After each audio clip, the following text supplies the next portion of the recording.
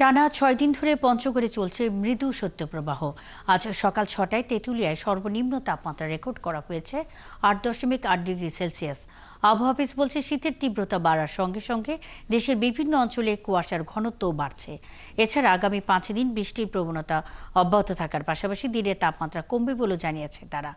এদিকে এমন আবহাওয়ায় চরম দুর্ভোগে পড়েছেন শ্রমজীবী ও ছিন্নমূল মানুষ। সহকর্মীদের তথ্য ও ছবিতে প্রতিবেদন। মৃদু শৈত্যপ্রবাহের মধ্যেও ঝলমলে রোদের দেখা মিলছে পঞ্চগড়ে।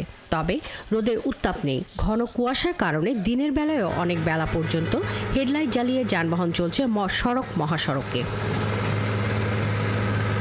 এই আবহাওয়ার কারণে শ্রমজীবী মানুষ পড়েছেন চরম দুর্ভোগে।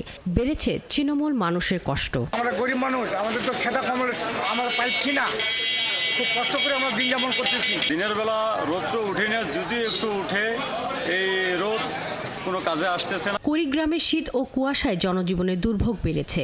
জেলার তাপমাত্রা ওঠানামা করছে ১০ থেকে ১১.৫ ডিগ্রি সেলসিয়াসের মধ্যে।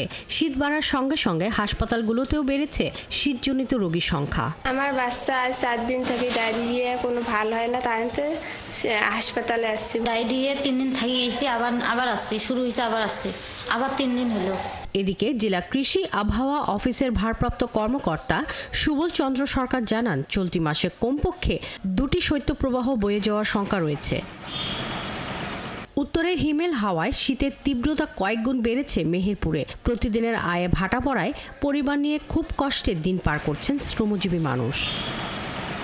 লালমনিরহাটে প্রতিদিন বিকেলের পর তাপমাত্রা কমে সন্ধ্যা থেকে সকাল পর্যন্ত ঘন কুয়াশা পড়ছে গুঁড়ি বৃষ্টির মতো। জেলার পাটগ্রাম, বুড়িমারি, হাতীবান্ধা সহ বিভিন্ন অঞ্চলে দিনমজুর খেটে খাওয়া মানুষের আয় কমেছে। মৌলভীবাজারে ২ দিনের ব্যবধানে তাপমাত্রা বেড়েছে ৫ ডিগ্রি সেলসিয়াস। শ্রীমঙ্গল আবহাওয়া অফিস জানিয়েছে, আকাশে মেঘ জমে থাকায় তাপমাত্রা আগামী ২-৩ দিন খুব একটা কমার সম্ভাবনা নেই। জ্বর, কাশি, সর্দি, প্রচুর ঠান্ডা। কাজ যাওয়ার পরে বাচ্চা কি ঘরে একলা উদরা থাকে, এই শীতের মধ্যে সর্দি, কাশি, জ্বর ধরছে। রাজশাহীতে বাড়ছে তাপমাত্রা। একদিনের ব্যবধানে বেড়েছে ১ ডিগ্রি সেলসিয়াস তাপমাত্রা।